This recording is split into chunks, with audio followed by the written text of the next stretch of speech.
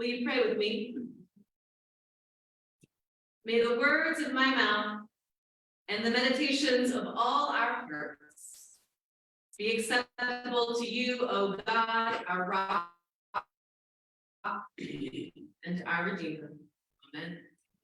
Today we continue our Lenten Humming a Sermon series, and this morning's hymn comes from halfway around the world, from a hymn writer in New Zealand named Shirley Irena Murray. Friends, I invite you to rise in body or spirit, turn to hymn number 769, For Everyone Born, and join me in verse 1 of the chorus.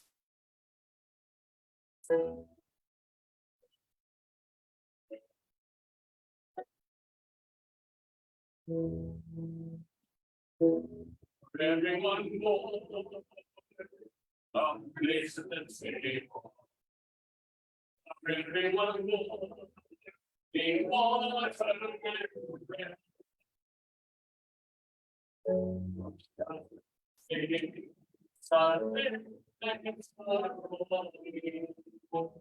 for everyone born a star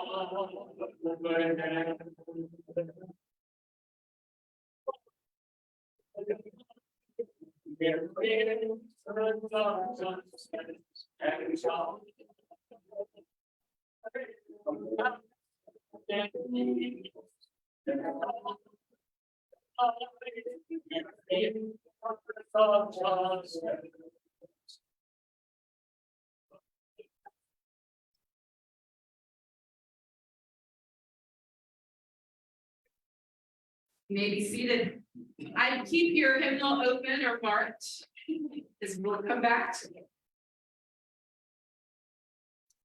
Shirley Irena Murray was a fourth-generation New Zealander. She was born in 1931 and died just a few years ago in 2020. Murray grew up Methodist, but joined the True Church and became a Presbyterian when she married a Presbyterian minister. She studied to be a professor of languages, but quickly found her passion working with the human rights organization Amnesty International. In her 40s, Murray began writing hymns for her husband's church. She noticed that when he preached about social justice or human rights, he had a hard time finding traditional hymns to accompany his sermon. So Murray wrote the hymns that she wished were there, nearly 200 of them in total. She wrote about justice, equality, human rights, environmental concerns. And Murray also wrote a bunch of summer-themed Christmas hymns, because in New Zealand, it comes in the summer. Christmas. Murray wrote this morning's hymn, For Everyone Born, in 1998. And this is fascinating to me. The text is based on the UN's Universal Declaration of Human Rights, which was ratified in 1948 in response to the genocide and atrocities committed in Nazi Germany. This UN declaration outlines the rights that people of all nations have simply by virtue of being human. Article 25 reads, everyone has the right to a standard of living adequate for health and the well-being of themselves and their family, including food, clothing, housing, medical care, and necessary social services. Pretty straightforward. It's basic goodness and human decency, but it is also, in Murray's own words, the Jesus Manifesto. It's the essence of everything Jesus teaches us, right? Be good to one another. I was hungry and you gave me something to eat. I was thirsty and you gave me something to drink. Friends, you may remain seated, but join me in verse 2 in the chorus of For Everyone Born. Oh, man, is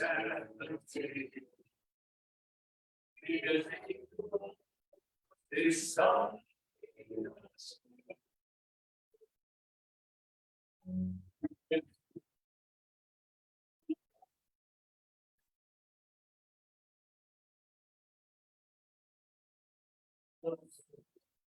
That's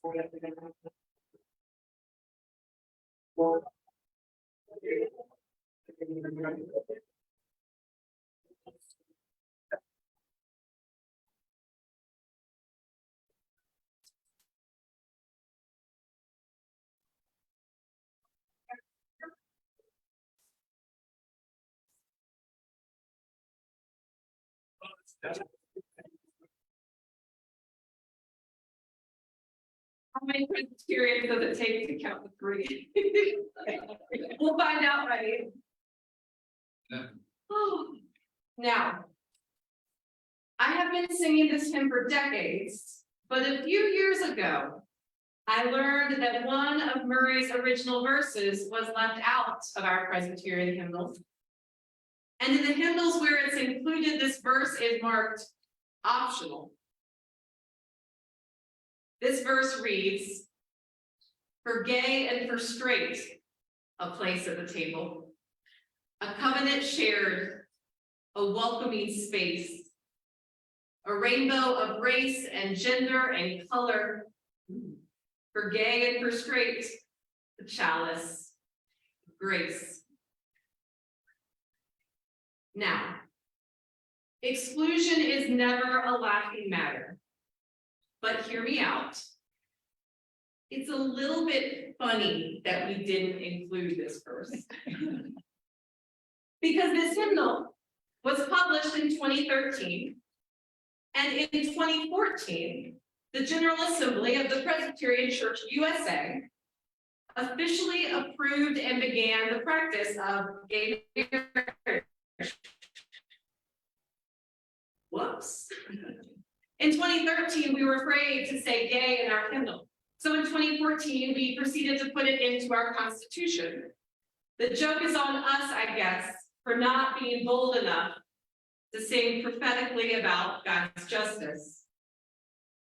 Don't ever let anyone tell you that God doesn't have a sense of humor. But it's also funny that we left out a verse because, quite frankly, someone has tried to do away with every verse in For Everyone Born for one reason or another. No sooner did this hymn hit the presses than people started to rewrite it. Take verse 2. "For woman and man, a place at the table, revising the roles, deciding the share." It's a beautiful verse, and it's true. But we have a more nuanced understanding of gender today than we did in 1998. We see it as less of a binary and more of a spectrum. Not everyone fits 100% into woman or into man. So some people have rewritten this verse to include a more expansive idea of gender.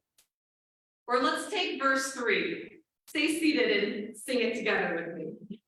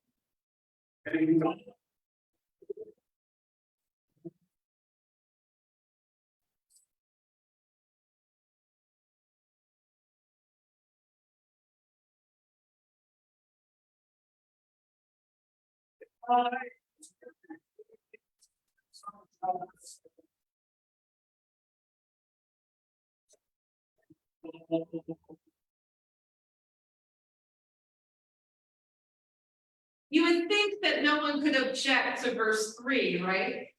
For young and for old, the hand of a child and hands that are wrinkled, except that somehow we've turned old into a dirty word. No one wants to be called old, despite old age being, oh, Cliff, that's good, thank you. Despite old age being the literal goal to which we all aspire. And then there's verse 4. I know people who won't sing verse 4. For just and unjust, a place at the table. Abuser, abused, with need to forgive. Murray wrote this verse with the Lord's Prayer in mind, particularly that line, forgive us our debts as we forgive our debtors. It is the theological truth, the astounding extent of God's grace and mercy. But I can understand why someone might not sing about sitting down at the table with the person who abused them. But this hymn is 25 years old now, and perhaps it does not have quite the same radical flavor as it did when Murray first wrote it. So I would like to submit a 2023 update verse, maybe something like, if you voted for Trump, a place at the table, wanted to fund the police, we saved you a seat. Anti-vaxxers, come on, Antifa and Proud Boys, even you who don't signal when you turn on the street.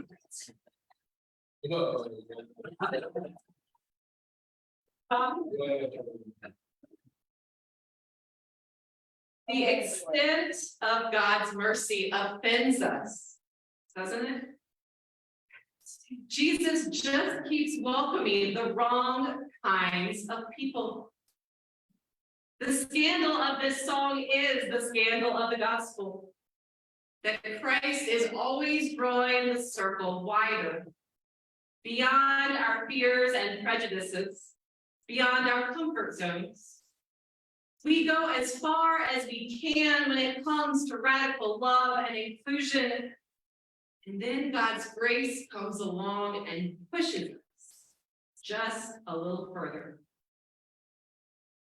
Now, that's not to say we shouldn't have standards of behavior, covenants for how we live together in community. That's the whole point of the song, really. The whole point of the Universal Declaration of Human Rights, that it matters how we treat one another, and there are acceptable and unacceptable behaviors. But in the logic of the gospel, there is no such thing as an unacceptable person. If we were the ones setting the table, there are people we would leave out. Thank goodness the table belongs to God and not to us. Friends, remain seated and join me in verse 4 and the chorus of For Everyone Born.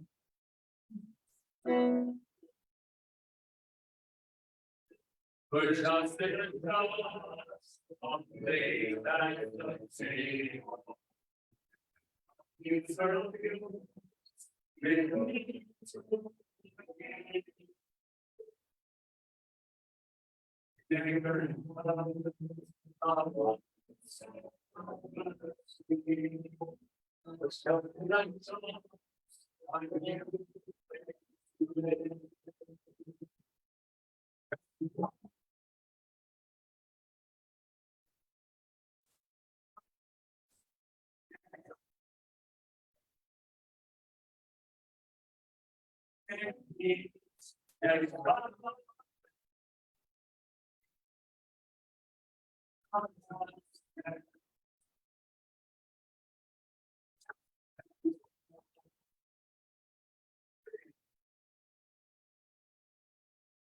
And then there's the chorus.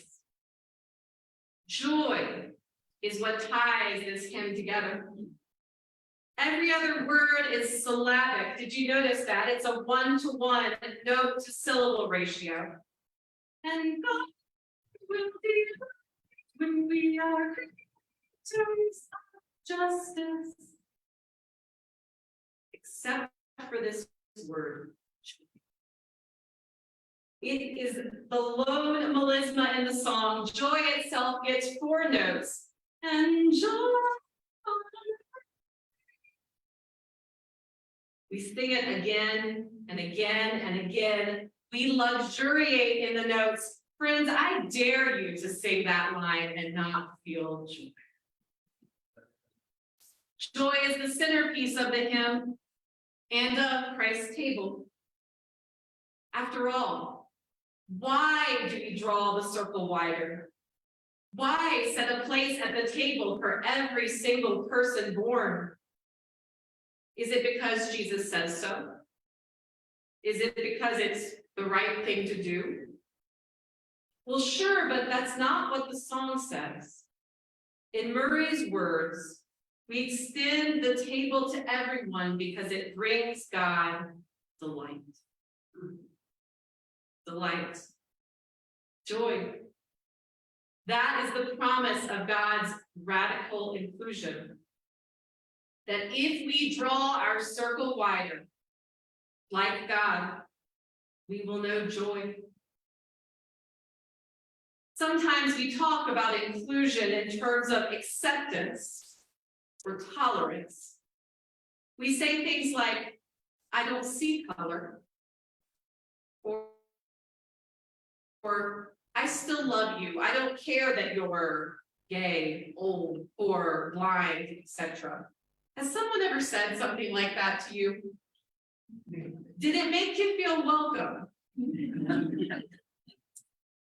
That's a shoddy imitation of justice, and it is certainly not joy. As disciples of Jesus Christ, acceptance and tolerance are far too small of goals. We're not here to just accept or tolerate the diversity of people at God's table. No, friends, we are here to celebrate it. That's what God does. God delights. We love one another. We love our neighbors not in spite of who they are, but because of who they are. Because it takes all of us in all of our breathtaking diversity to reflect the image of God. Look around at one another. Really, do it. See who Christ welcomes at this table. Look around this week at your friends, neighbors, enemies, people you're stuck in the pharmacy line with. For every one of these people, friends, God has set a place at the table. So greet them, welcome them, embrace them. For this is what makes God. I invite you to rise in body and spirit and join in verse 6 of For Everyone Born.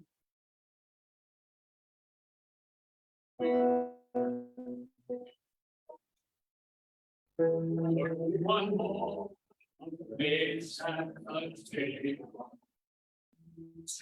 Without giving and safety from me. In words now, there's man was for everyone on God things to be great. And God with the love. God says, and joy. That's when demons.